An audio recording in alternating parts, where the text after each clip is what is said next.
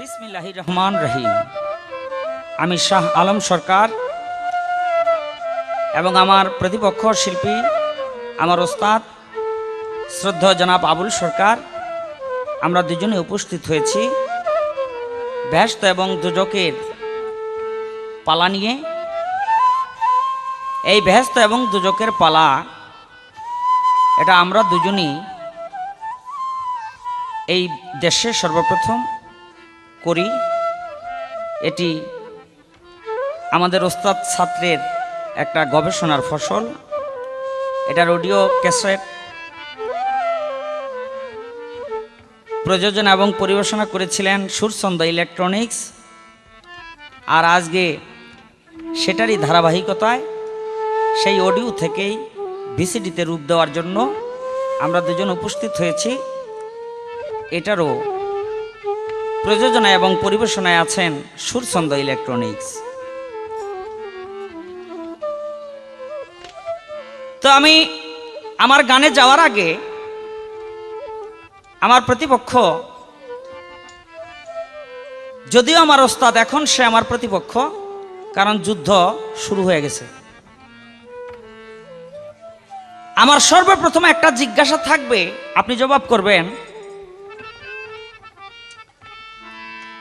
এই দুনিয়ার ভিতরে কোন কোন পুরুষ 12, 14, 15, 20, 100 বিয়া করছে, এরকম পুরুষ পোলাও আছে। আবার এমন মেয়ে লোকও আছে যারা মনে করেন 6 মাস পর পর স্বামী ছাড়ে আর নতুন করে বিয়া বহে, অভাব নাই। কিন্তু বেহেশতের ভিতরে আমার আল্লাহ পাক বলছে, আমার রাসূল বলছে, বেহেশতের ভিতরে 2 নারীর এক ব্যক্তির কাছে বিয়ে হবে।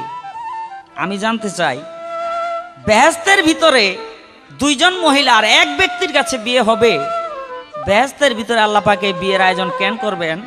এই নারী 2 জন কোন 2 জন নারী, কি কারণে? এই আমার ছোট্ট করে একটা জিজ্ঞাসা। তো এবার আমার দোজখের পক্ষ নিয়ে একটা গান থাকবেই। এই 7টা দোজখের পরিচয় এই একটা গানের মাধ্যমে দেওয়া হয়েছে। 7 দোজখের পরিচয় এই একটা গানের মাধ্যমে দেওয়া হয়েছে। তবে একটা কথা ভিতর থেকে শুধু ধাক্কাইতেছে। ওই যে বাবার বয়স যদি 60, 70, 80 হয়ে যায়, তো ছেলেপেলের হলো সংসারের ভিতরে কাজকাম করে, আর বাবা হইলো বয়সের ভারে অসুস্থ হয়ে ঘরের ভিতরে পড়ে থাকে। কিন্তু বাড়িঘর নিজের হাতে গড়া একটা মহব্বত তো আছে। বাড়িতে কেউ ঢুকলে পায়ের শব্দ পাইলে বোঝে না, আফসাফসা বোঝে, দেখে না আফসাফসা দেখে, তারপরে ঘরে শুয়া শুয়া কয়, কেডা রে? তো বাড়ির ভিতরে আসলে বড় পোলা আর কি। তো বড় পোলায় কয়, বাবা আমি। তো বাবাই তো কানেও কম শুনে, কয়, ও হো হো কুদ্দুস ভাই। পোলায় কয়, বাবা আমি, আর বাবাই কয়, কুদ্দুস ভাই। মানে চোখেও কম দেখে, কানেও কম শুনে। তা আমার ওস্তাদ শ্রদ্ধা আবুল সরকার সাহেবের অবস্থা কি? তারও মোটামুটি বয়স হয়েছে, আজকে একটু জানা যাইব। ওরে মেরা যেতে গিয়া নবী, মেরা যেতে গিয়া নবী 7 দোজখ দেখিয়াছে। দোজখেরও কথায় আল্লাহর কোরআনেতে রয়েছে, দোজখেরও কথায় আল্লাহর কোরআনেতে রয়েছে।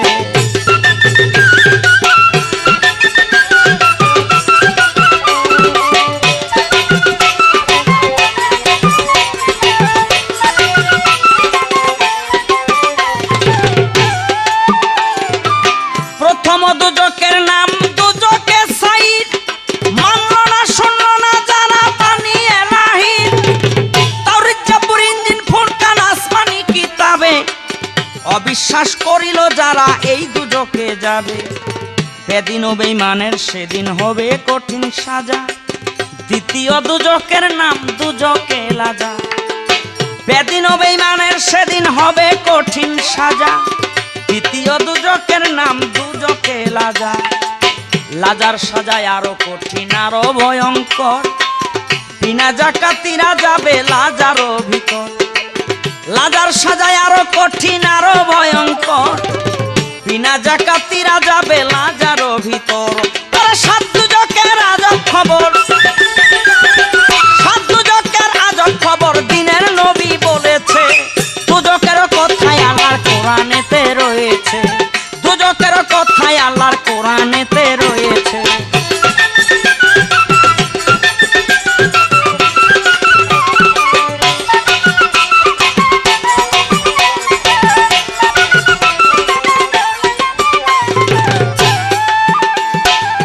সাক্কার নামে আছে দুজক, হাদিসেতে কয় সেই দুজককে বেনামাজির কঠিন সাজা হয়। সাক্কার নামে আছে দুজক, হাদিসেতে কয় সেই দুজকে বেনামাজির কঠিন সাজা হয়। গরিব দুঃখীর হক আদায় করলো না যে ধনী, সাক্কারও দুজকে যাবে হাদিসেরও বাণী। গরিব দুঃখীর হক আদায় করলো না যে ধনী, সাক্কারও দুজকে যাবে হাদিসেরও বাণী। ঘুষখোর জুয়া চোর সুদ লেনা দেনাকারী, সাক্কারও দুজকে যাবে হাদিসেতে পড়ি। ঘুষখোর জুয়া চোর সুদ লেনা দেনাকারী, সাক্কারও দুজকে যাবে আর যে করলো চুরি। আর যে জনা রাখিল না রমজানেতে রোজা, সাক্কারও দুজকের আগুন করবে ভাজা ভাজা। আর যে জনা রাখিল না রমজানেতে রোজা, সাক্কারও দুজকের আগুন করবে ভাজা ভাজা। ওরে নামাজ রোজা কইরা কাজা, নামাজ রোজা কইরা কাজা, কত মানুষ মইরাছে। দুজকের কথাই আল্লাহর কোরআনেতে রয়েছে, দুজকের কথাই আল্লাহর কোরআনেতে রয়েছে।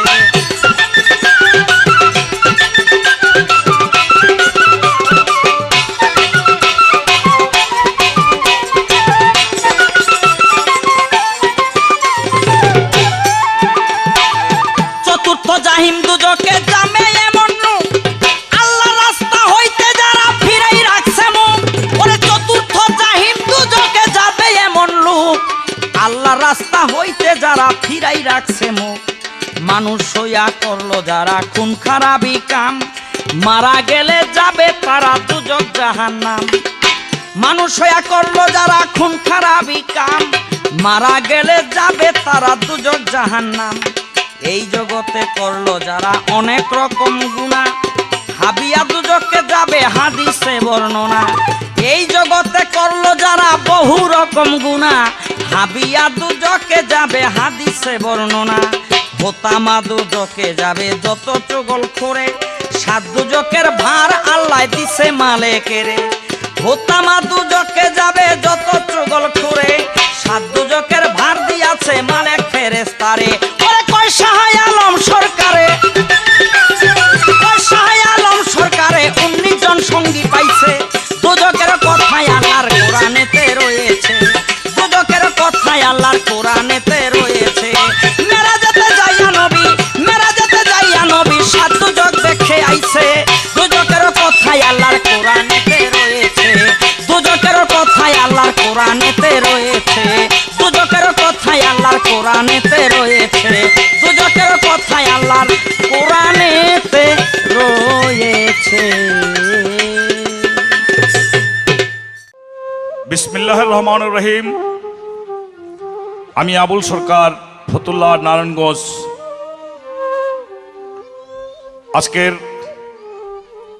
গানের এই পালা, যে পালাটি শাহ আলম সরকার বলেছে আমরা দুজনে প্রথম সৃষ্টি করেছি পালা গানের মধ্যে। এই ক্যাসেটটি উপহার দিয়েছিলেন প্রযোজনায় পরিবেশনায় সুরছন্দ ইলেকট্রনিক্স। এখনো সেই পরিবেশনায় প্রযোজনায় তিনিই আছেন। তো আজকের সেই পালার মধ্যে পালা হয়েছেন দুজক এবং ভেস্ত। আমাকে দিয়েছেন ভেস্ত, প্রতিপক্ষ শিল্পী শাহ আলম সরকার দুজক। আমাকে প্রথমবারে একটি কঠিন করে প্রশ্ন রেখেছেন,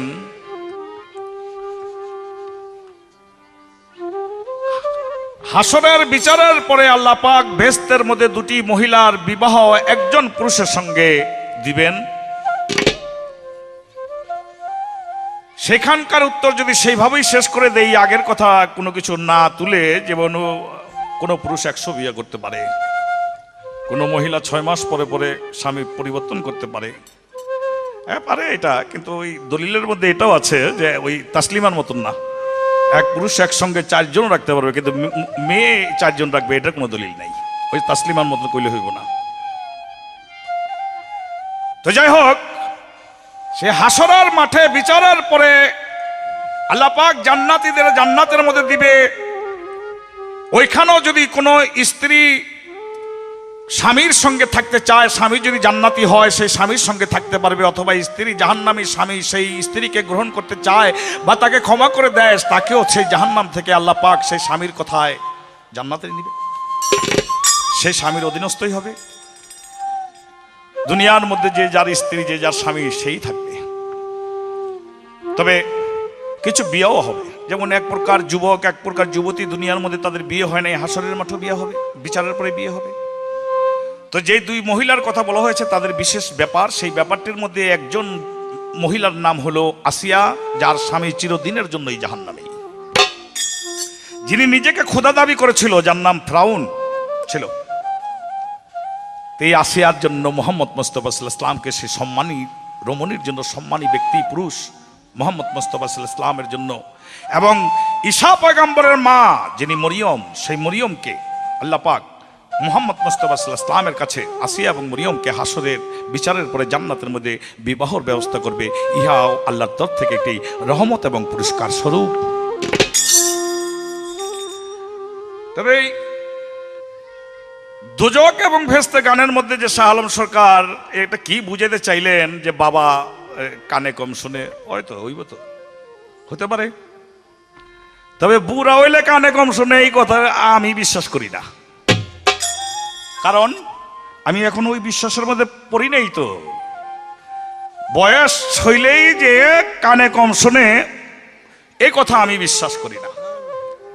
মুহাম্মদ মুস্তাফা সাল্লাল্লাহু আলাইহি ওয়াসাল্লাম বয়সই তো মারা গেছে, কিন্তু কোনো হাদিস তো পাইলাম না যে তিনি কানে কম শুনে মারা গেছেন, চোখে কম দেখে মারা গেছেন। নূহ নবী তাই দুনিয়ার মধ্যে বয়স পাই মারা গেছে, 1400 বছর আয়ু পেয়েছিল, কিন্তু কোনো দলিলের মধ্যে তো পাই নাই নূহ নবী কানে কম শুনতো। কিরে বাবা, এরা কোন দলিল বাইর করলে গেলি? মানুষ যদি জ্ঞানী হয়, জ্ঞানী হতে থাকে, তাহলে যতই তার বয়স হবে ততই জ্ঞান হীরার মতো ধার হবে। এই জন্যই তো কথা বলে, কি বলে, নাপিত বুড়া কাজে ভার, অর্থাৎ নাপিত যদি বুড়া হয়ে যায় তার হাত কাঁপে। পণ্ডিত বুড়া, কি পণ্ডিত বুড়া? হীরার ধার। লাইঠাল বুড়া গপ্পসার, আর পণ্ডিত বুড়া হলো হীরার ধার। যদি জ্ঞানী লোক হয়, সে যত বুড়া হোক তত মোহাম্মদ মুস্তাফা সাল্লাল্লাহু আলাইহি ওয়াসাল্লামের শেষ জীবনেরই তো যত হাদিস আর কোরআন, মাত্র 23 বছর। খাজা বাবা থেকে আরম্ভ করে আমার জানা মতে কোনো জ্ঞানীগুণীর কানে কম শুনেছে। কি দিয়ে আমাকে পার্থক্য করতে চাইলো আমি বুঝলাম না, এরকম হয়ে গেছে নাকি? হইতেও পারে ওই এক মাস্টার ছাত্রদের উপরে দুঃখ করে কয়, বাবা রে, কি তোরাও বোঝস না, আমিও বুঝি না, তবে কি হলো? ছাত্ররা কয়তো কি হলো? মাস্টার কয়, ওইসে বাবা, তোরা যে বোঝস না এইটাও বোঝস না, আমি যে বুঝি না এইটা বুঝি। তো এইরকম হইছে আর কি।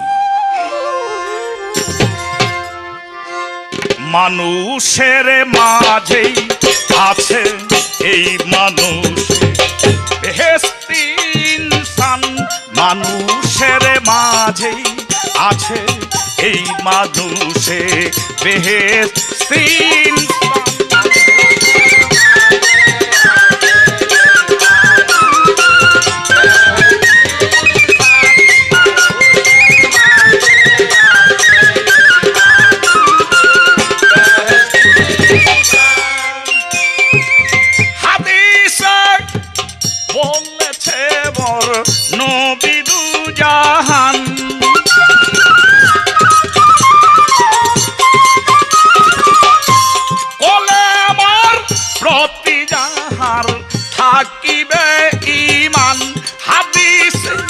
বলেছে মোর নবী দু জাহান, কলে আমার প্রতি যাহার থাকিবে স্থান, ইবাদত যার সত্য তার হাকিকত।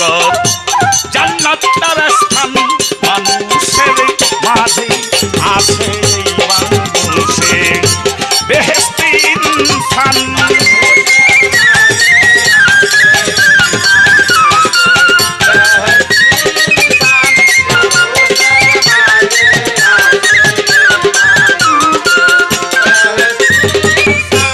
বেহেশতি মানুষের হয় নরম স্বভাব,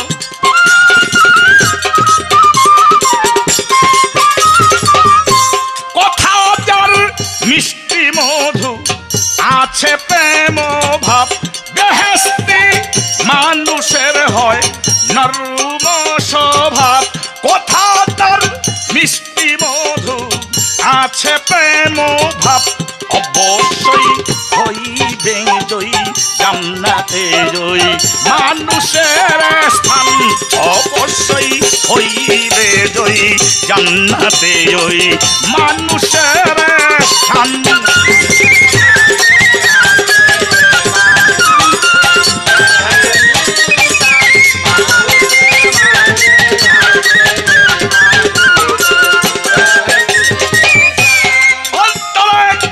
বাহিরে যার সুন্দর পরিচয়,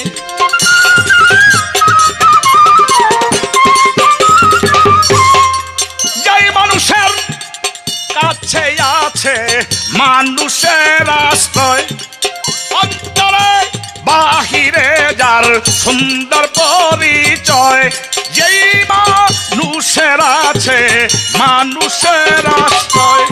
কয়া বলে মানুষ হলে তা না হইলে মানুষ শুধু নাম, কয়া বলে মানুষ হলে মানুষ বলে, নইলে মানুষ নাম।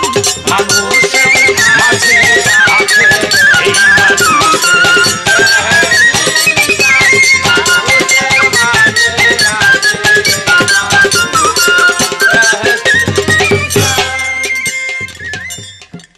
দুজক এবং ভেস্ত।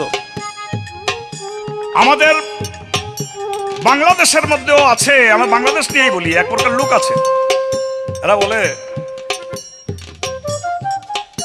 এই মরার পরে আবার কি এর ব্যস্ত দুজক রে? এই দুনিয়ার শান্তি তো ব্যস্ত, মনের আনন্দই তো ব্যস্ত, মনের সুখই তো ব্যস্ত, দুনিয়ার সুখই তো ব্যস্ত। এই ধরনের মুসলমানদের ব্যাপারে আমার মোহাম্মদ মুস্তাফা সাল্লাল্লাহু আলাইহি ওয়াসাল্লাম একটি হাদিসে তাদের একটা নাম দিয়েছে জিন্দিক। জিন্দিক অর্থাৎ মোহাম্মদ মুস্তাফা সাল্লাল্লাহু আলাইহি ওয়াসাল্লামের উম্মতের মধ্যে এক প্রকার মুসলমান, তারা কোরআন মানে, কলেমা মানে, স্বীকার করে, কিন্তু মতবাদ পয়দা করে। এই মতবাদ পয়দার মধ্যে এক প্রকার লোক আছে, বড় বড় পণ্ডিত, অধ্যাপক, জাতীয় অধ্যাপক, জাতীয় পণ্ডিত, বলে নগদ যা পাও হাত পেতে নাও বাকির খাতায় শূন্য। নগদ যা পাও হাত পেতে নাও বাকির খাতায় শূন্য। ওরা যত বড়ই অধ্যাপক হোক, ওরা কোরআনের একটি অক্ষরের অর্থও জানে না, ওরা লেখাপড়া জানে না, প্রকৃত লেখাপড়া জানে না। এই জন্য ওদের মাধ্যমেই তাসলিমার মতো মানুষ সৃষ্টি হতে পারে, পয়দা হতে পারে ওদের মাধ্যমে। কারণ যখনই আপনি এটি ধর্মের মধ্যে, একটা জীবন ব্যবস্থার মধ্যে আসবেন, তখন আপনার বর্তমান, অতীত, ভবিষ্যৎ তিনটা জিনিসকে বিশ্বাস করতে হবে। এই ভবিষ্যৎটার মধ্যে যে বেস্তের কথা আছে বিশ্বাস করতে হবে। যেহেতু বিশ্বাস করতে হয় মৃত্যু আছে, যেহেতু বিশ্বাস করতে হয় কবর আছে, তাহলে কবরের মধ্যে বিচার আছে, আখিরাতের আল্লাহকে যখন বিশ্বাস করতে হয়, আল্লাহ বলেছে আমার বেহেশতকে বিশ্বাস করতে হবে, মৃত্যুর পরে আমি তাকে বেহেশত দিব। যারা দুনিয়ার সুখ বুক মনে করে, মতবাদ করে, ওই ধরনের উম্মতগণকে রাসূল করিম সাল্লাল্লাহু আলাইহি ওয়াসাল্লাম জিন্দিক উম্মত বলে সম্বোধন করেছেন।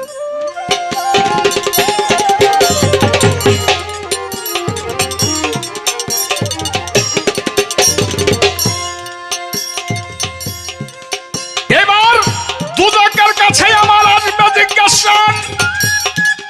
দুজক, দুজকের শাস্তি, দুজক। আমরা কোরআনের মধ্যে এবং হাদিসের মধ্যে পেয়েছি মদ খাওয়া হারাম, সুদ খাওয়া হারাম, কিন্তু এইটাও পেয়েছি রাসূল করিম সাল্লাল্লাহু আলাইহি ওয়াসাল্লাম মেরাজের মধ্যে গিয়ে দেখেছিলেন এক প্রকার ব্যক্তিদের মুখ দিয়ে পুষ খাওয়াইতেছে, পুষ। তখন জিজ্ঞাসা করলো এ কারা? রাসূল বলল ফেরেশতাকে, ইনি এই অবস্থা কেন? বলে মদদি মদ খায়, এই জন্য পুষ খাওয়ানো হবে হাসরের মাঠে। কিন্তু সুদখোরের শাস্তিটা খুব বেশি দেখাইলেন। একটা বড় নদী বা পুকুর, এই পুকুরের মধ্যে সাঁতার কাটে, এই কুলো পায় না, সেই কুলো পায় না, ওই কুলে উঠতে চাইলে তাকে পাথর মারে ফেরেশতারা, এই কুলে উঠতে চাইলে পাথর মারে ফেরেশতারা। সর্বশেষ কথা হলো তাকে দোজখের আগুনে জ্বালানো হবে। আমার প্রশ্নটা হলো দুটোটাই পাপ, দুটোটাই হারাম, কিন্তু একটার শাস্তি 6 বছর আর একটা শাস্তি 9 বছর, কম বেশি। অর্থাৎ একটা শুধু পুষ খালি হয়ে যায়, আর একটা দোজখের আগুনের জ্বলন। দোজখের আগুনের জ্বলনের চেয়ে সবাই তো বলে তার চেয়ে পুজো বলা বাবা। এই অপরাধটা কম বেশি কেন, এই শাস্তিটা কম বেশি হলো কেন, এই আমার একটি প্রশ্ন।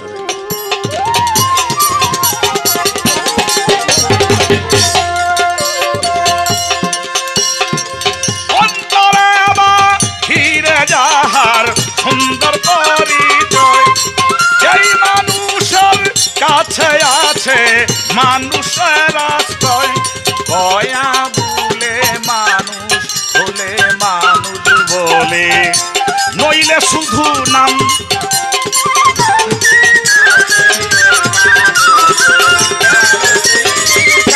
মানুষের মাঝে আছে মানুষের মাঝে আছে মানুষের মাঝে আছে মানুষে বেহেশতি ইনসান। ধন্যবাদ। আমার প্রশ্নের জবাব করে আমার কাছে একটি প্রশ্ন রাখছেন যে এক ব্যক্তি সুদ খাইলো, আরেক ব্যক্তি মদ খাইলো, কবরের ভিতরে দোনোজনের সাজা হয়, কিন্তু যে ব্যক্তি সুদ খাইলো সেই ব্যক্তির সাজাটা একটু বেশি, আর যে ব্যক্তি মদ খাইলো তার সাজাটা কম। এই কম বেশি হইল কেন? আসলে যেই ব্যক্তি মদ খাইলো সে শুধু নিজের ক্ষতি করলো, আর যে ব্যক্তি সুদ খাইলো সে শুধু নিজের ক্ষতি করলো না, তার সন্তানের ক্ষতি করলো, তার পরিবারের ক্ষতি করলো। যেই ব্যক্তি সুদ দিল সেই ব্যক্তিও ক্ষতি করার জন্য উৎসাহিত করলো, রাস্তা তৈরি করে দিল। এই জন্য আল্লাহ পাক পবিত্র কোরআনের ভিতরে বলতেছে, যেই ব্যক্তি সুদ দিবে তার যতটুকু অপরাধ, যেই ব্যক্তি সুদ খাবে তারও ততটুকু অপরাধ। শুধু তাই নয়, সুদের যে ব্যক্তি সাক্ষী হবে তারও সমপরিমাণ অপরাধ। সুদ এমনই একটি ব্যবস্থা, যে ব্যবস্থা নিলে পরিবার সহ বংশ সহ ধ্বংস হয়ে যায় সেই সুদের বোঝা টানতে টানতে। তো আমি তার প্রশ্নের জবাব করলাম কোরআন এবং হাদিস মতো। আমার একটা প্রশ্ন ছিল যে আল্লাহ পাক বেহেশতের ভিতরে 2টা নারীর বিয়ে দিবেন, তার জবাবে হাদিস মতো তিনি জবাব করেছেন, একজন হইলেন বিবি আসিয়া, আরেকজন হইলেন বিবি মরিয়ম। আমার নবী করিম সাল্লাল্লাহু আলাইহি সাল্লাম তাদের দুজনকে বিয়ে করবেন। তো আমার একটু জানার জন্য আমার একটু পেশ আইসা গেল। সেটি হলো আমার রাসূল করিম সাল্লাল্লাহু আলাইহি সাল্লামের 13 বিবি মতান্তরে 14 বিবি সবাই জান্নাতে যাবে, রাসূলও জান্নাতে যাবে। তো রাসূল নিজেও যদি জান্নাতি হয়, বিবিরাও যদি জান্নাতি হয়, তাহলে 13 বিবি হোক আর 14 বিবি হোক, তার বিবি আছে। কিন্তু কোরআন পড়লে পাওয়া যায় লূত নামে এক নবী ছিল, এই নবীর বিবি লূত নবীরে পাগল কইছিল, এই জন্য লূত নবীর পরিবার আর কোনোদিন বেহেশতে যাবে না, তিনি চিরদোজখী হয়ে যাবে। আমার একটু জানবার বিষয় যে লূত নবীর কোনো বউ নাই হাসর ওই বেহেশতের ভিতরে। যার 13 বিবি 14 বিবি আছে তার কাছে আল্লাহ পাক ওই 2 নারীকে বিয়ে দিবে, কিন্তু যার বউ নাই তার কাছে বিয়ে দিব না, হিসাবে তো লূত নবীর পাও না। তো আল্লাহ পাক এই কাজটা কেন করবেন, এটা আমার একটু জানবার বিষয়টা প্রশ্ন না পেস। আমি একটু রহস্য করে বলছিলাম যে ওই যে বাবা ঘরের ভিতরে অসুস্থ, ডাইকা কয় এই কে বাড়ির ভিতরে? তা পোলাই কয় বাবা আমি। তো বাবাই কয় ও কুদ্দুস ভাই, মানে জ্ঞান বুদ্ধি, চোখের শক্তি এবং কানের শক্তি দুটোটাই লোপ পাইছে। কয় কোরআন হাদিসের ভিতরে এই সমস্ত এই দলিলের ভিতরে এগুলো পাই নাই, পান নাই। আমি বলবো এই যেখানে ছিল হয়তো ওই পাতাটা পড়ার সময় একটু ঘুমের মতো আপনার আইছে, বাতাসে পাতাটা উল্টে গেছে, এই জন্য আপনি পান নাই। আবার যখন চাইছেন পাতা তো বাতাসে একটা উল্টে গেছে, আবার ওখান থেকে পড়া শুরু করছেন। এই উল্টায় না পাতাটা আপনার একটু পড়তে হইব, তো পড়ার আগে একটু জানাই দিয়া যাই, পড়তে সহজ হইব। মুসা নবী একদিন আল্লাহর কাছে কয় মাওলা আমারে তুমি মরার পর রাখবা কই? আমার আল্লাহ কয় বেহেশতে। 1000 সওয়াল করে মুসা নবী রাস্তা দিয়ে যায়, আনন্দ আর ধরে না। আল্লাহ পাক বেহেশতে রাখবো। 2 বেটা একটা কবর করে, আর মুসাকে ডাইকা বলে এ মুসা, যার জন্য কবরটা করি দেখতে ঠিক তোমার মতো, তুমি যদি কবরের ভিতরে শুয়া মাপ দিতা তাহলে আমরা বুঝতে পারতাম আমাদের কবরটা করা ঠিক আছে কিনা। মুসা নবী মনে মনে কয় কবর তো একদিন শুইতে হইব, আজকেই শুই। মুসা নবী কবরের ভিতরে শুইছে, আর মালাইকুল মউত আজরাইল কয় নবী রেডি হয়ে যান। কয় কেন? কয় আমি আপনার নিতে পড়ছি। মুসা নবীর মনে পড়ছে অনেকদিন আগে আল্লাহ কইছিল আমার চিঠিপত্র দিব, চিঠিপত্র একটাও পাই নাই। আজরাইল তো মাতবরি করে আইছে। মুসা নবী আজরাইল রে কয়, মুসা আজরাইল রে, আসলে আমি এখনো মরি নাই, এই যে এরা 2 জন আমার কবরের ভিতরে মাপ দেওয়ানোর জন্য হইছে, আমি এখনো মরি নাই, আর এই কবরের ভিতরে আমার মারণের কথা না। মুসা নবী কথা শুনে আজরাইলে কয় না মুসা, আপনারে নিতে আইছি, আল্লাহর হুকুম লই আইছি। কয় কস কি? কয় ডাইনে বাই চাইয়া দেন, আগে পিছে চাইয়া দেন, চাইয়া দেহে যারা 2 জন চালাকি করে হওয়াইছে ওই কবরের ভিতরে 2 জন, এই 2 জন ফেরেশতা। মুসা নবী কয় আজরাইলে তো আমারে চালাকি কইরা ফেরেশতা বাউ কইরা হেনা হয় হনে মাইরা লয়ে যাইবো। আরে আল্লাহ কইছে চিঠিপত্র দিবে, একটাও পাই নাই। এমন এক থাপ্পড় দিছে মুসা আজরাইলের গালের ভিতরে, ডাইন চক্ষু খুললা জমিনের ভিতরে বইরা গেছে। মুসার জান ছাইরা দিয়া ওই চক্ষু লইয়া আল্লাহর কাছে গেছে আজরাইল। আল্লাহর কাছে গিয়া কয় আজরাইল মাওলা তুমি আমার কই পাঠাইছো? আল্লাহ কয় কেন? কয় যার কাছে পাঠাইছো সেই আমার জান লইয়া টান দিছে। আমার আল্লাহ কয় মুসা আমার কাছে আইতে চাও না? কয় আইতে তো চাই, কিন্তু একটা কথা কি, তুমি আমারে কইছিলা চিঠিপত্র দিবা, একটা চিঠিও দাও নাই, এই জন্য তোমার আজরাইলকে অনুরাগী হয়ে আমি থাপ্পড় দিছি, আমার দোষ নিও না। আল্লাহ পাক কুদরতের হাত দিয়া আজরাইলের চোখের ভিতরে যখন দোয়াইয়ে দিল, সঙ্গে সঙ্গে চোখটা তার ভালো হয়ে গেল। আমার আল্লাহ কয় মুসা তোমার আমি চিঠিপত্র দিছি। বলে কিসের চিঠি? আল্লাহ কয় মুসা তোমার মাথার দিকে তাকায় দেখো, তোমার কালো চুলগুলো সাদা হয়ে গেছে, চোখের শক্তি কমে গেছে, কানের শ্রবণ শক্তি কমে গেছে, গায়ে যৌবন ছিল লোপ পেয়ে গেছে, আগের মতো আর লাঠি ছাড়া চলতে পারো না, আগে লাঠির কোনো দরকার হইতো না। মুসা নবী তো হ মাওলা, যদি এগুলো তোমার চিঠি হয়, তোমার চিঠির ভাষা আমি বুঝি নাই। আমি বিস্তারিত বলতে চাই না, হাদিস পড়লে পাওয়া যায় আমার নবী করিম সাল্লাল্লাহু আলাইহি সাল্লামেরও এই মুখের 19টা দাড়ি বাক ছিল, আয়েশা সিদ্দিকা গুণ ছিল। কয় দলিলে ভাই নাই। ও বাবারা, আমার একটা গল্প দিছে। গল্পটা কি? গল্পটা হইল ওই যে মাস্টার ছাত্ররে কয় যে তোরা যে বুঝস না আমিও বুঝি না। কয় তো একটা জিনিস, তোরা যে বুঝস না এইটাও বুঝস না, আর তোর আমি যে বুঝি না আমি এটা বুঝি।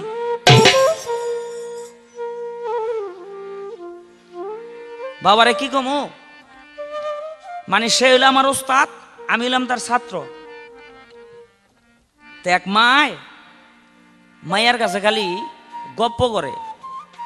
আমগো হেইকালে লিপস্টিক আসিল না, আমগো হেইকালে কপালের টিপ আসিল না, আমগো হেইকালে রং বেরঙের শাড়ি আসিল না, আমগো হেইকালে এমন স্যান্ডেল আসিল না। তাই মায়াই কয় মা, মায়ের বয়স হলো 13, মায়াই কয় মা তোমার বিয়ে হয়েছে কয় বছরে? কয় আমগো সেইকালে কম বয়সী বিয়ে হইতো। কয় কয় বছরে? কয় আমগো আমার তো তোর বাবাই যখন বিয়ে করছে তখন আমার 12 বছর। কয় তাই আমি হইছি কয় বছরে? কয় তুই যখন হস তখন আমার 13 বছর। মানে মাইয়াই কয় মা তুমি মাত্র আমার 13 বছরের বড়, এরকম 13 বছরের বড় হেইকাল হেইকাল করো কেন? বয়সের দিক দিয়ে হিসাব করতে গেলে কয় বছরের বড় হইবেন মাস্টার হাইজা কয়ে রইলেন।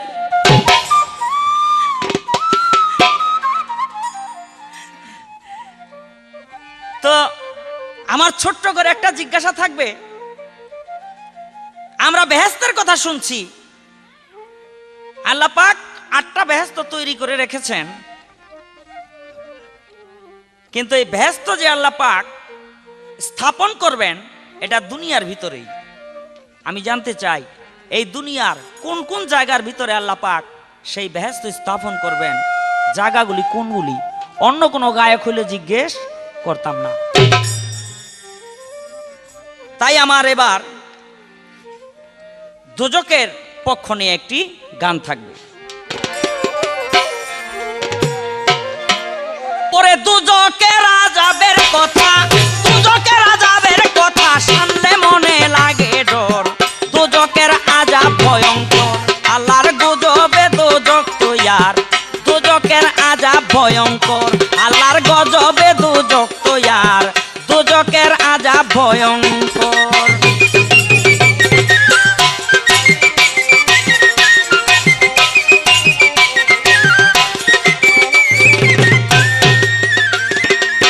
দুজকেরও আগুন আল্লাহ তৈয়ার করার পর সেই আগুনে তাপ দিল 1000 বছর। লাল হইয়া গেল আগুন, বাড়িল উত্তাপ। তারপরও 1000 বছর দিল আল্লাহ তাপ।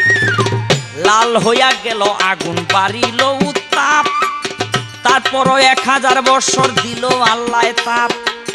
লাল রং ছাড়িয়া সাদা হইল আগুন। আগুনের গুণ আগের চেয়ে বাড়িল দ্বিগুণ। লাল রং ছাড়িয়া সাদা হইল আগুন। আগুনের গুণ আগের চেয়ে বাড়িল দ্বিগুণ। সেই আগুনে দুজকেতে দিল আল্লাহ ঠাই। পলকে দুজকির দেহ পুইরা করবে ছাই। সেই আগুন দুজকেতে দিল আল্লাহ ঠাই। পলকে দুজকির দেহ পুইরা করবে ছাই। ওরে তবুও সে মরবে না ভাই, তবুও সে মরবে না ভাই, হাদিসে এলো খবর। দুজকের আযাব ভয়ঙ্কর, আল্লাহর গজবে দুজক তৈয়ার। দুজকের আযাব ভয়ঙ্কর।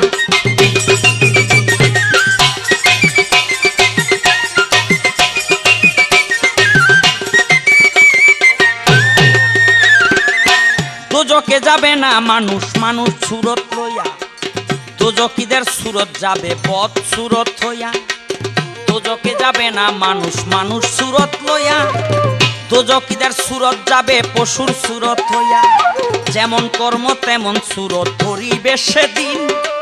চেহারায় ফুটিয়া উঠবে স্বভাবের চিন। যেমন কর্ম তেমন সুরত ধরিবে সেই দিন। চেহারায় ফুটিয়া উঠবে স্বভাবের চিন। অহুদ পাহাড়ের সমান হবে একটি দাঁত। 1000 মাইল লম্বা হবে, হবে 2টি হাত। অহুদ পাহাড়ের সমান হবে একটি দাঁত। 1000 মাইল লম্বা হবে 2টি হাত। 42 গজ মোটা হবে দেহার চামড়া খানি। 1 ক্রোশ পর্যন্ত জিহ্বা লম্বা করবে টানি। 42 গজ মোটা হবে দেহের চামড়া খানি। 1 ক্রোশ পর্যন্ত জিহ্বা মোটা করবে টানি। সেদিন শুনিয়া চিৎকারের ধ্বনি, শুনিয়া চিৎকারের ধ্বনি কাঁপবে দুজক থরে থর। দুজকের আযাব ভয়ঙ্কর, আল্লাহর গজবে দুজক তৈয়ার। দুজকের আযাব ভয়ঙ্কর, আল্লাহর।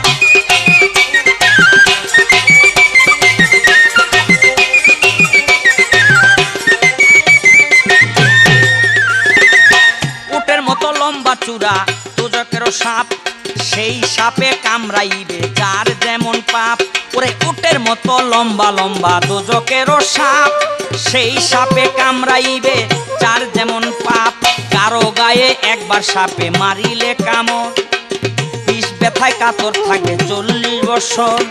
কারো গায়ে একবার সাপে মারিলে কামড়, বিষ ব্যথায় কাতর থাকবে 40 বছর।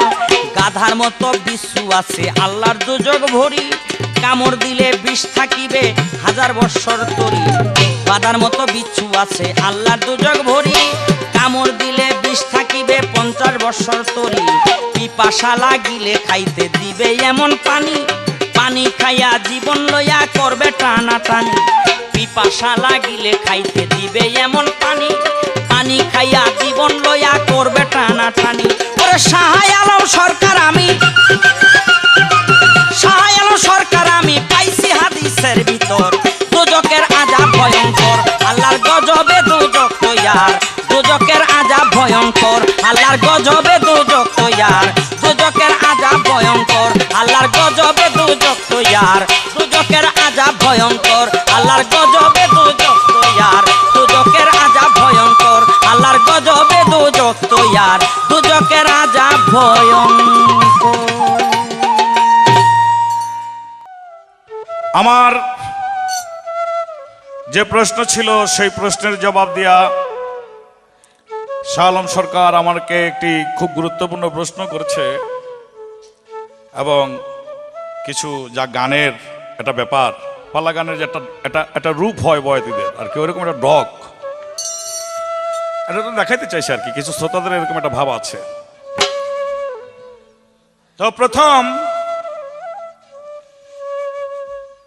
যে প্রশ্নটি আমাকে করেছে সেই প্রশ্নের জবাব যদি হাদিসের দৃষ্টিতে দিতে যাই, তাহলে প্রথমবারে বলতে হবে মুহাম্মদ মুস্তাফা সাল্লাল্লাহু আলাইহি ওয়াসাল্লাম যে কথাটি বলেছিল যে এই দুনিয়ার মধ্যেই হাসরের মাঠ যখন আল্লাহ পাক তৈরি করবে, তখন ওই মাঠের মধ্যেই আল্লাহ পাকের যে 8টি ভেস্ত, এই ভেস্তকে স্থাপন করবে, তার দুনিয়ার মধ্যেই এই জায়গাগুলোর ব্যাপারে বলে গেছে যে এই জায়গার মধ্যে। তার একটি হাদিস থেকে জানা যায় যে রাসূল করিম সাল্লাল্লাহু আলাইহি ওয়াসাল্লাম মক্কা থেকে যে মদিনায় গিয়েছিলেন, ওই মদিনায় আবু আইয়ুব আনসারীর বাড়িতে যখন থাকলেন, পরের দিন সকালবেলা বাহির হলেন, একটি জমিনের মধ্যে একটি ভেস্তের টুকরা দেখেছিলেন, যেই টুকরাটা, যেই জায়গাটা এখন মসজিদুন নবী নামে পৃথিবীর বুকে পরিচিত। মসজিদুন নবী, যেই মসজিদটি রাসূল বানিয়েছিলেন নিজের হাতে। এখানে যে মিম্বার আর মোহাম্মদ মুস্তাফা সাল্লাল্লাহু আলাইহি ওয়াসাল্লামের রওজা মুবারক এর সঙ্গে সংযুক্ত, এই সীমানাটা আয়েশা সিদ্দিকার ঘর থেকে মিম্বার পর্যন্ত, ওই আয়েশা সিদ্দিকার ঘর বানিয়ে রাসূল করিম সাল্লাল্লাহু আলাইহি ওয়াসাল্লামের রওজা, কবর। রাসূল বলেছেন যে এই জায়গাটার মধ্যে ভেস্ত আখিরাতে স্থাপন করা হবে। আবার আরেকটি হাদিস থেকে জানা যায় রাসূল করিম সাল্লাল্লাহু আলাইহি ওয়াসাল্লাম বলেছেন দুনিয়ার মধ্যে যেই জায়গাটায়, যে দুনিয়ার যেই জায়গাটার মধ্যে বেশি বেশি নেক করবে মানুষ, অর্থাৎ যেই জায়গাটার মধ্যে সবচেয়ে নেক বেশি হবে, নেক কাজ, ওই জায়গার মধ্যে আল্লাহ পাক হাসরের মাঠে ব্যস্ত স্থাপন করবে।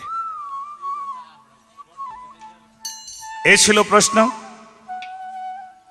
কিন্তু আমার ছাত্র শাহ আলম সরকার একটু আগের চেয়ে বাড়তি বেশি হয়েছে, আমার নাকি একটা পৃষ্ঠা উল্টা, আসলে এটা শাহ আলম বুঝতে পারে নাই। আমি শাহ আলমকে একদিন বলছিলাম যে যেটা পড়ে আসছি সেটা সামনে পড়ার প্রয়োজন বেশি থাকলে ওই পৃষ্ঠাটা তো পড়েই আসছি, এটা না পড়লে চলে। মনসুর হিল্লাস এক পৃষ্ঠা একবারের বেশি আর 2বার পড়ে নাই জীবনে। মনসুর হিল্লাস এক পৃষ্ঠা একবারের বেশি আর 2বার পড়ে নাই। তো যেটা পড়ে আসছি ওইটাকে যদি রাইখা সামনের পৃষ্ঠায় পড়া যায় এতে কোনো দোষ নাই, কারণ ওইটা তো আগের কথা, শেষ হয়ে গেছে। মুহাম্মদ মুস্তাফা সাল্লাল্লাহু আলাইহি ওয়াসাল্লামের উপরে এবং ওলিয়া উলিয়াদের উপরে আল্লাহর তরফ থেকে এমন কোনো কথা নাই যে তোমার উপরে 3টা চিঠি আইছে, একটা চিঠি আইছে তোমার ওই চুল গেলি সাদা হয়ে গেছে গা। এরকম তো 5 বছর বয়সের পোলাপন মারা যায়, এগো তো চুল সাদা হয় না, চিঠি কো।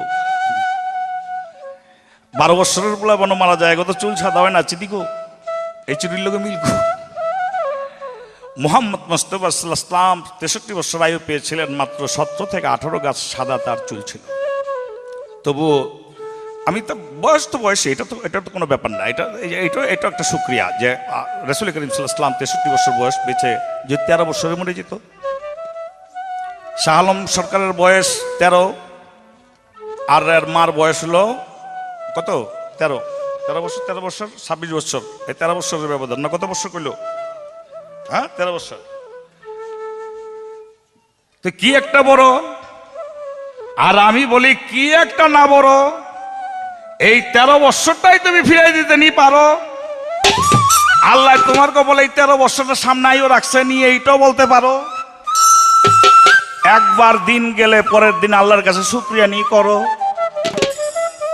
মরো মরো, আল্লাহরে বলো আর মরো।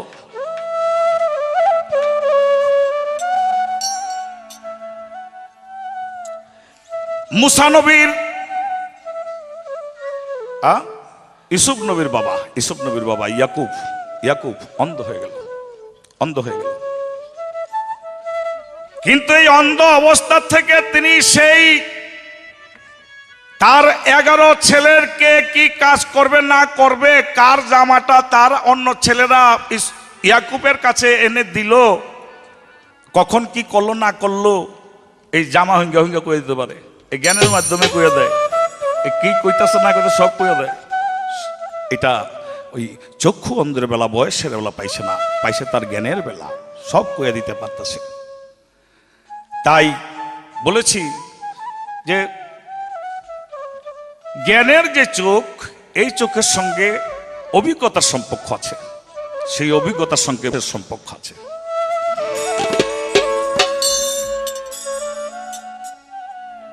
নূহ নবীর স্ত্রীও দুজকে যাবে, লূত নবীর স্ত্রীও দুজকে যাবে, কিন্তু লূত নবীর কাছে বিয়ার ব্যবস্থা করলো না। আসিয়া রে, মরিয়ম রে, মুহাম্মদ মুস্তাফা সাল্লাল্লাহু আলাইহি ওয়াসাল্লামের 13টা বিবি থাকার পরেও আরো 2টার ব্যবস্থা করছে, আরো আছে। আমরা জান্নাতি যারা হব তারা 70 জন, বা মতান্তরে 5, 7, 12 খেজমতদার পেলে নবীর জন্য তো শ্রেষ্ঠ হুর আছে পুরস্কার স্বরূপ। তো নবীরকে মুহাম্মদ মুস্তাফা সাল্লাল্লাহু আলাইহি ওয়াসাল্লামের সঙ্গে বিয়ে পড়ানোর ব্যবস্থা করলো, কিন্তু লূতের কথা তো কিছু হইল না,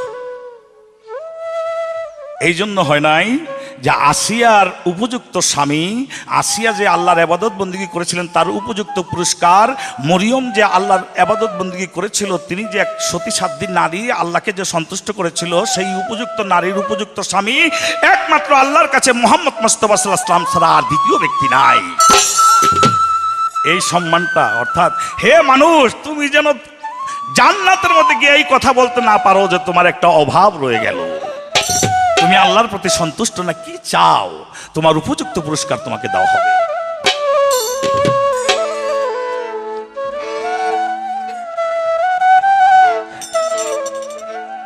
মেরাজেতে গেল নবী, ভেস্ত দেখাছিল, দেখাইয়াছিল আমার সাইরা বানা, বেহেশতের কথা নবী করলেন ঘোষণা গো, বেহেশতের কথা নবী করলেন ঘোষণা।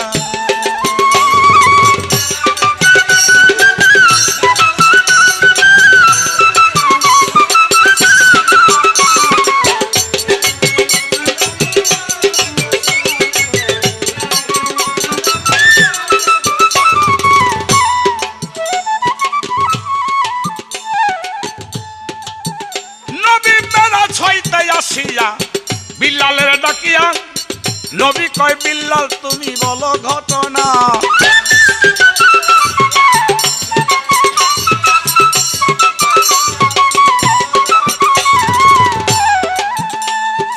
আমি ভেস্তে না যাই তো তোমার দেখিবে হেস্তে, আমি ভেস্তে না যাইতে তোমার দেখিবে হেস্তে, আমার আগে যাওয়ার কর্ম বুঝতে পারলাম না।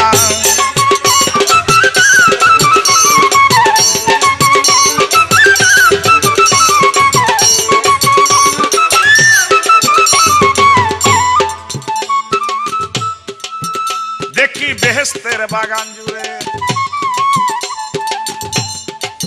কাউসারের নহরে ঘুরিয়া বেড়াইছ তুমি আনন্দ মনা।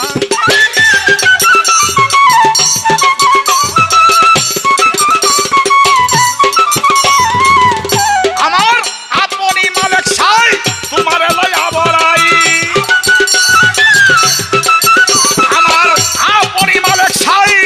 আমারে লয়া বড়াই কি পাইয়া করলো তাহা জানতে পারলাম না।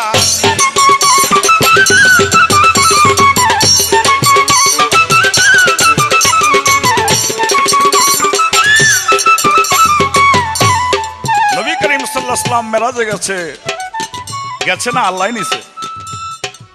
51 বছর বয়সের সময় নিয়েছে।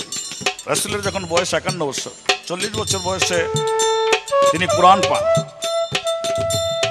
51 বছর বয়সে রাসূলকে মেরাজে নিলেন, আল্লাহ পাক নিলেন। আল্লাহ পাক বুঝে যে কোন সময় তাকে নবুয়ত দিতে হবে, প্রচার করার দায়িত্বটা দিতে হবে, কোন মুহূর্তে তার কাছে কোরআনের দায়িত্বটা দিতে হবে।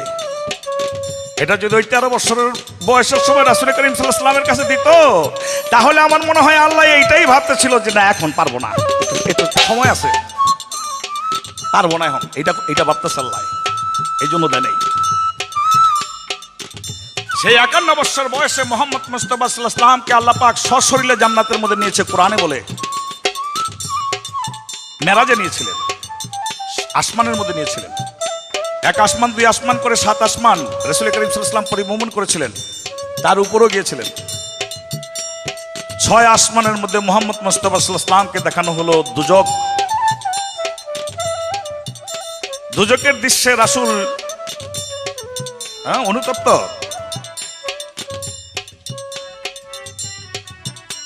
6ম আসমান বা 7ম আসমানের মধ্যে, 5ম আসমানে দেখালো দুজক, 6ম আসমানের মধ্যে জান্নাত। জান্নাতের মধ্যে 6 আসমানে নিয়ে জান্নাতকে দেখানো হুকুম হয়ে গেল। জিব্রাইলকে বললেন, জিব্রাইল আর রেজাউন ফেরেশতারে বলো বেহেশতের দরজা খুলে দিতে। আজকে রাসূল করিম সাল্লাল্লাহু আলাইহি ওয়াসাল্লাম একটু আগে দুজক দেখছে, এখন তারা জান্নাত দেখাবো। দরজা খুলে দিল। নবী করিম সাল্লাল্লাহু আলাইহি ওয়াসাল্লাম বলে মেরাজ থেকে আসলেন, কি রজব চাঁদের 26 তারিখ দিন গত রাত্রে মেরাজ থেকে তিনি আসলেন সকালবেলা। কাবাগরের বারিন্দার সামনে বসে বিল্লালকে ডাকছে, বিল্লাল গত রাতকে আল্লাহ পাক আমাকে মেরাজে নিয়েছিলেন, আসমানে নিয়েছিলেন। বলে আমি বিশ্বাস করি রাসূল। বলে বুঝলাম তো, তুমি আছিলা কই? বলে আমি তো কাবাগরে এখানেই আছিলাম, আমার ঘরে। বলে কও কি এটা? গত রাত্রে 6 নম্বর আসমানের মধ্যে যখন জান্নাত দেখানো হইল, তখন দেখি জান্নাতের ভিতরে তুমি ঘুরতেছো, আর তুমি কও তুমি মক্কায় শুয়ে রইছো, ব্যাপারটা কি একটু কও দেখি। বিল্লাল বলেছে নবীর ধারে, নবী গো ভালোবাসি আপনারে, আমি আপনার চেয়ে বেশি ভালো কাউরে বাসি না।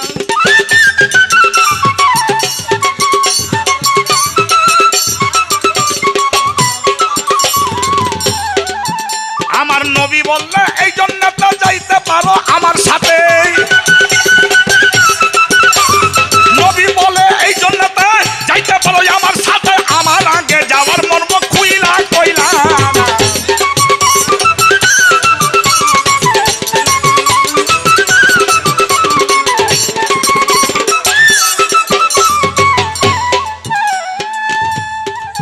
বিল্লাল বলেছে নবীর ধারে, নবী গো আপনারই পরে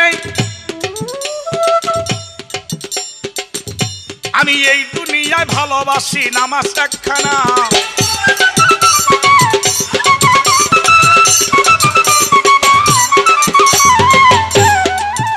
হে বিল্লাল, তুমি বলেছো আমারে ভালোবাসো, তাহলে তোমার এটার জবাব হলো আল্লাহ বলেছে তুমি যদি আমাকে ভালোবাসো তা আমার সঙ্গে তুমি জান্নাতে যাবে বা আখিরাত হবে। কিন্তু আমার কথাটা ছিল আমার আগে গেলা কিভাবে, তুমি আমার পরে আর কি ভালোবাসো? তাই বিল্লাল বলতেছে, বিল্লাল বলেছে নবীর ধারে, নবী গো আপনারই পরে আমি এই দুনিয়ায় ভালোবাসি নামাজ একখানা। আমি প্রথম মসজিদে ঢুকিয়া, আমি প্রথম মসজিদে ঢুকিয়া ওই নামাজটা পড়িয়া মসজিদে বসিয়া।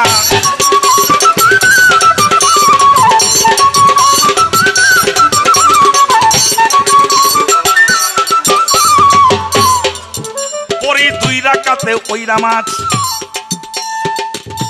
আমি ভালোবাসি যে নামাজ, তাহিয়াতুল ওযু সেই নামাজখানা।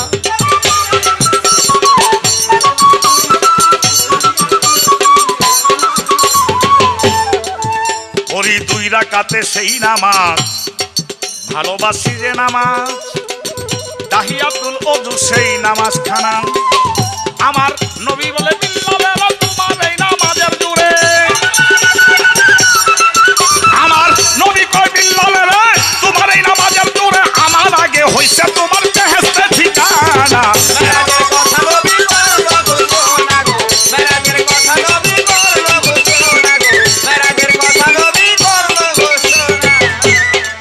এবার খুশি হইয়া পয়গাম্বরে,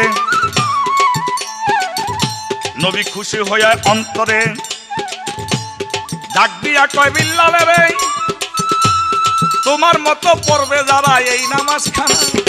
নবী কয় বিল্লাল রে তোমার মতো এই সংসারে আদায় করিবে যারা এই নামাজ খানা। নবী খুশি হইয়া অন্তরে ডাকিয়া কয় বিল্লাল রে তোমার মতো আদায় করবে যারা এই নামাজ খানা। বিল্লাল হইয়া তোমার সাথী হবে তারা জান্নাতি, হইয়া তোমার সাথী হবে তারা জান্নাতি। বিল্লাল হইয়া তোমার সাথী হবে তারা জান্নাতি। আবুল সরকারের মতি ঠিক হইল না।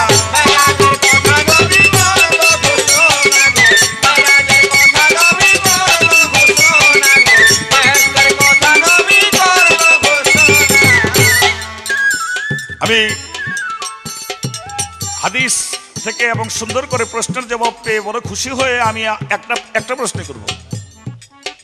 সেই প্রশ্নটা হলো এই যে দুজক, দুজক তো দুজকই, এই দুজকের মধ্যেই আবার একটি দুজক, ওই দুজকেরই আবার একটি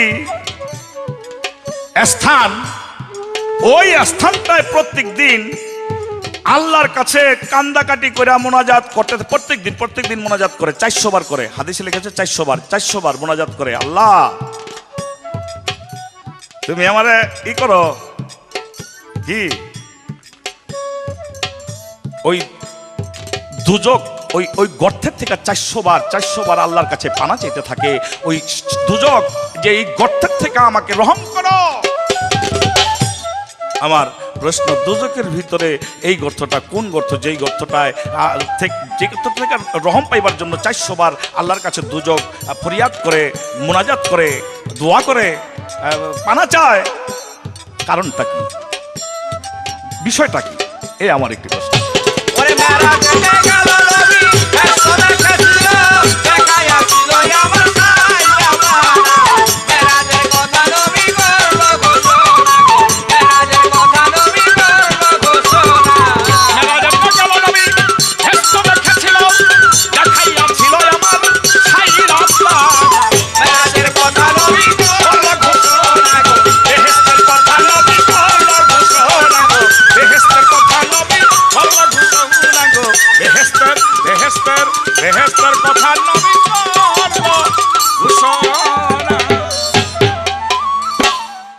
আমার প্রতিপক্ষ আমার প্রশ্নের জবাব করে একটি প্রশ্ন করেছেন, আল্লাহ পাক 7টি দোজক সৃষ্টি করেছেন, তৈরি করেছেন, কিন্তু 7টি দোজকের ভিতরে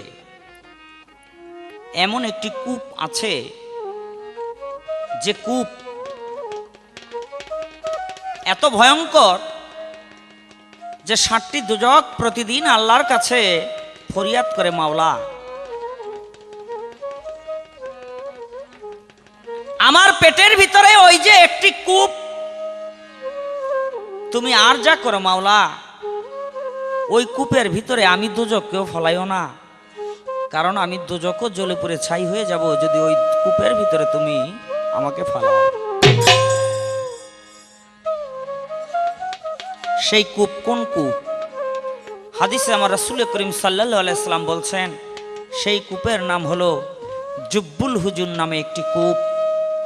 সেই কূপ থেকে প্রতিদিন দুজক আল্লাহর কাছে 400 বার পানা চায়, মাওলারি তুমি আর যাই করো আমাকে এই কূপের ভিতরে তুমি ফালাইও না, এই কূপ থেকে আমাকেই তুমি রক্ষা করো।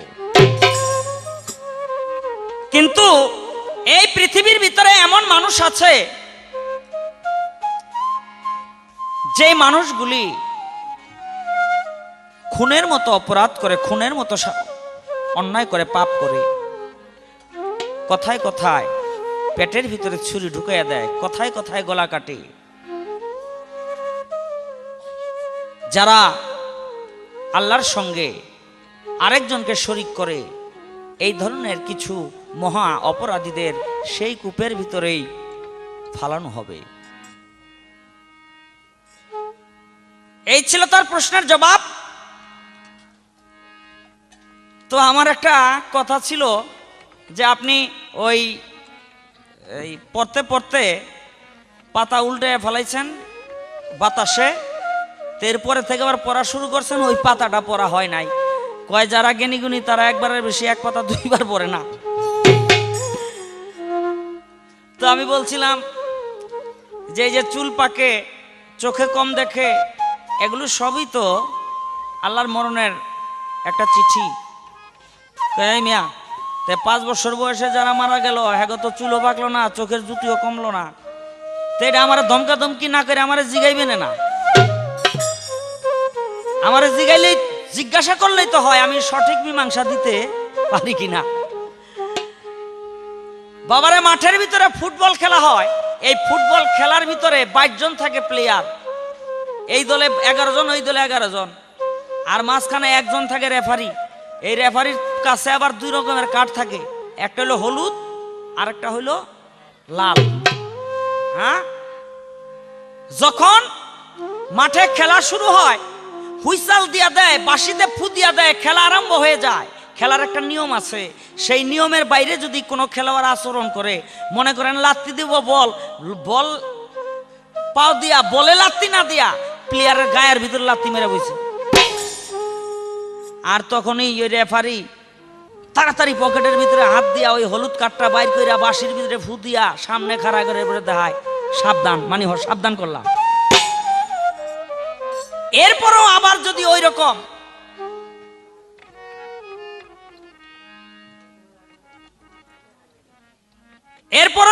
রকম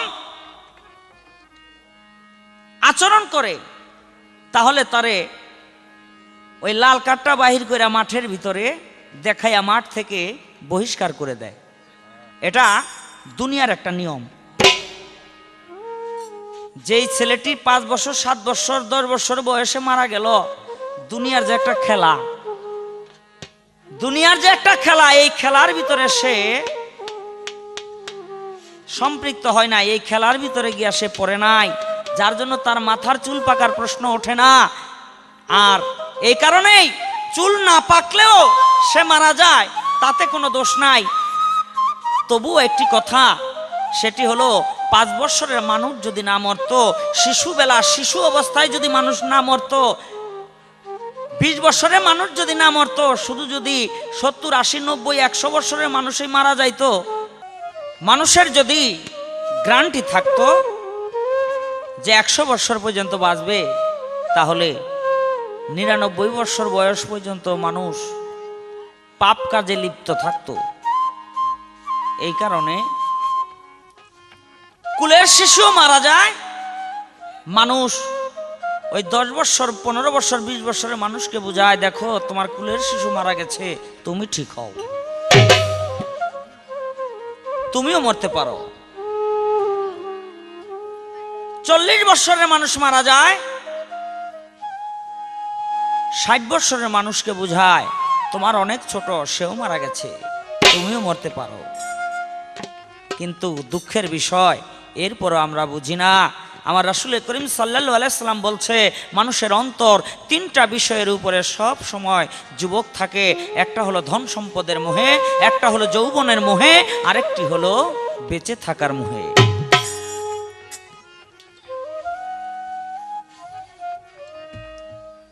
তো আমি একটা কথা বলছিলাম যে চিঠি মানুষকে আল্লাহ পাক দেয় বয়স হইলে, এটা চুল দাড়ি পাকার মাধ্যমে, অথবা চোখের শক্তি, কানের শ্রবণ শক্তি, এগুলো কমার মাধ্যমে। এগুলো মানুষ বুঝতে শিখে যে দিন দুনিয়া আর বেশি দিন আমি নাই। কয় মিয়া পৃথিবীতে কোন নবীর চোখের শক্তি কমে নাই, কানের শ্রবণ শক্তি কমে নাই, কিন্তু আমি তো কোনো নবীর সাথে গান গাই না। আমি গান গাইতেছি কার সাথে? নবীর একজন উম্মতের সাথে। সেও যেই নবীর উম্মত, আমিও সেই নবীর উম্মত। তাই পালা হইল আপনার সাথে আমার সাথে, আমার কোনো নবীর সাথে পালা না, নাকি বাবা? কোনো নবীর সাথে পালা না। তাই আপনি গানটা গাইতে গিয়া আকার রসিকার একার ইকার সব ঠিক মতো দিয়ে রাখেন, কারণ যদি কোনো উপমা টানেন তাহলে নবীর কোনো উম্মতের উপমা টানলে আমি খুশি হব। ওই যে কি বলে কয়, একজনের বাবার নাম আছিল ইমন্দি, তো চিঠি পাঠাইছে বিদেশ থেকে, রসের যে উপরের টান, ওই টানটা দিতে ভুলে গেছে। এখন পিয়ন চিঠি লইয়া ঘুরতেছে এই দাফা ইদ্রাকপুর গ্রামের ভিতরে হোমন্দি মানে রসের টান দিতে তো ভুলে গেছে, এখন ইমন্দি হয়ে গেছে হোমন্দি। গান গাইতেছি আমি আপনার সাথে, তাই নবীর কোনো কথা দিয়া যদি আপনি জিততে চান তাহলে এটা ঠিক হইল না। ওই রকম আকার রসিকার ঠিক করে দিলে সবই ঠিক থাকে। তা আমার ছোট্ট করে একটা জিজ্ঞাসা থাকবে, আমার নবী করিম সাল্লাল্লাহু আলাইহি সাল্লাম বলছে পৃথিবীতে ওই 10 ব্যক্তি, মানুষ মরার পর হাসরের মাঠে বিচার হবে, মানুষ বেহেশতে যাবে না দোজখে যাবে, কিন্তু আমার রাসূল বলছে পৃথিবীতে জীবদ্দশায় জীবিত থাকতে ওই 10 ব্যক্তি এই দুনিয়া থেকে বেহেশতের সার্টিফিকেট পাইছে যে তারা বেহেশতে যাবে। আমি জানতে চাই এই পৃথিবীতে কোন 10 ব্যক্তি কি কারণে পৃথিবী থেকেই জান্নাতের সার্টিফিকেট পাইলো, সনদপত্র পাইলো, তারা জান্নাতে যাবে, তাদের কাজটা কি ছিল, কি কারণে, তারা কারা? এ আমার একটা জিজ্ঞাসা। ইমান না লইয়া যদি হয় কারো মরণ দুজকি, হইবে সে জন দুজকি, হইবে সে জন।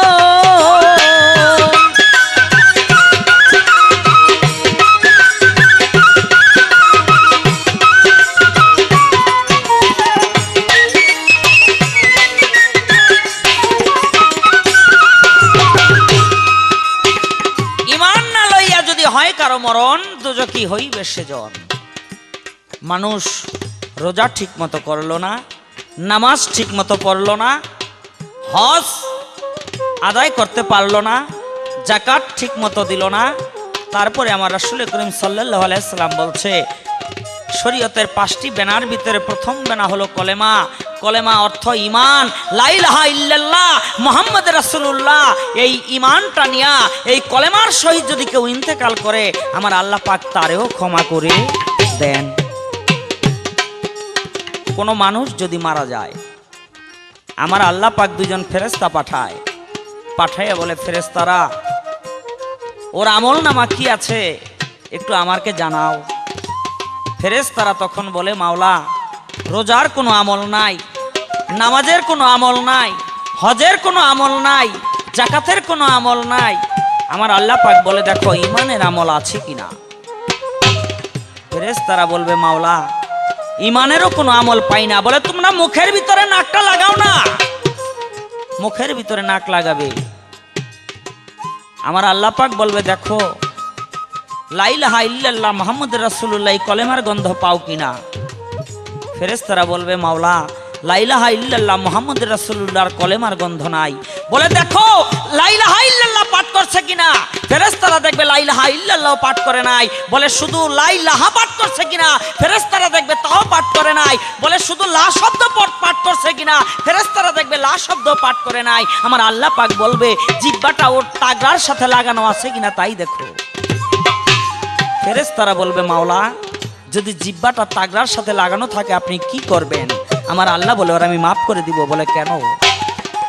বলে, দেখো লা ইলাহা ইল্লাল্লাহ বলতে লা শব্দ আগে বলতে হয়, আর লা শব্দ বলার আগে, এই লা বলার আগে জিহ্বাটা তাগড়ার সাথে গিয়ে বাড়ি খায়। আমি বলবো আমার এই বান্দা কলেমা পড়ার চেষ্টা করেছিল, চিন্তা করেছিল, ভাবনা করেছিল, জিব্বাটা তাগড়ার সাথে বাড়ি শুধু লাগাইছে, ওই সময় আজরাইল তার থেকে জানটা কেড়ে নিয়ে আসছে, ও বাকিটার উচ্চারণ করতে পারে নাই। আমি আল্লাহ এইটা মনে করে তারে মাফ করে দিব।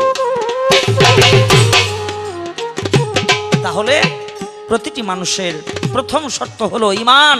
তাই গানের ভিতরে বলা হয়েছে, ঈমান না লইয়া যদি,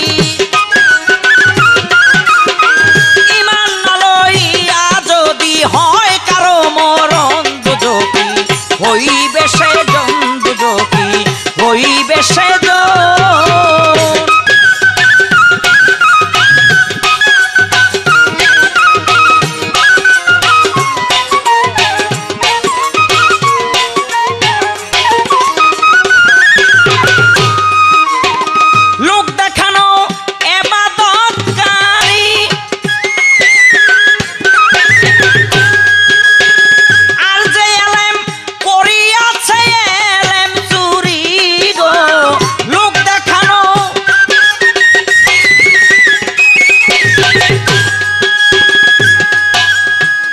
লোক দেখানো ইবাদতকারী, আর যে আলেম করিয়াছে এলেম চুরি। নিজের দোষ ঢাকবার জন্য যদি রাসূলের হাদিস কোরআনের আয়াতকে গোপন করে কোনো আলেম, আমার আল্লাহ পাক বলে ওই ব্যক্তি কোনোদিন জান্নাতে প্রবেশ করতে পারবে না। এই যে এক ধরনের বেয়াদবি মাফ করবেন, এক ধরনের মুসলমান আছে মসজিদের ভিতরে নামাজ পড়তে গেলে দেখবেন কপালের ভিতরে একটা দাগ পড়ে। আমার আল্লাহ বলে এই দাগের দুইটা ভাব। আমি রোজ হাসরের মাঠে এক ধরনের এরকম দাগালা ব্যক্তির কপালের ভিতরে যখন আমি নূর চমকাইতে দেখব, ওই কপাল থেকে নূর চমকাইতেছে, ওই ব্যক্তিকে আমি বলবো তুমি বিনা হিসাবে ভেস্তে যাও, কারণ তোমার সত্যিকার অর্থেই আমার মহব্বতে নামাজ পড়তে পড়তে তোমার দাগ পড়েছে। আবার আরেক ধরনের ব্যক্তি, ওই কালো দাগটা আরো বেশি কালো হয়ে যাবে, কালোর চেয়ে কালো হয়ে যাবে। আমার আল্লাহ বলবে তোমার নামাজ ছিল কপালে দাগ পরানোর জন্য, আমার উদ্দেশ্যে পড়ো নাই, এই কারণে তোমার নামাজের কপালের ভিতরে সেই নামাজি নূর নাই, তুমি জান্নাতের জাহান্নামের ভিতরে যাও। লোক দেখানো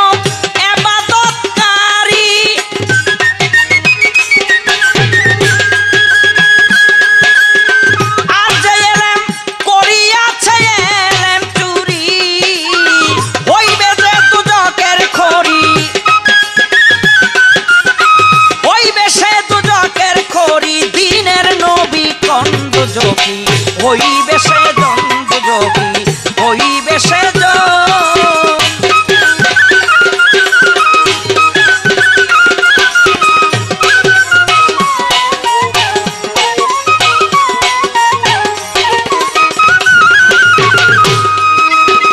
যে কইরাছে সেরে কি গুনাহ,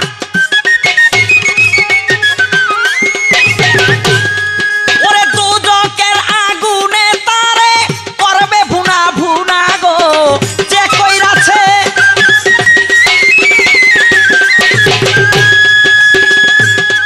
ওরে দুজকের আগুনে করবে ভুনা ভুনা, আরে তবুও সে মরিবে না, তবুও সে মরিবে না। হাদিসে লিখন দুজকি, হইবে সে জন দুজকি, হইবে সে জন।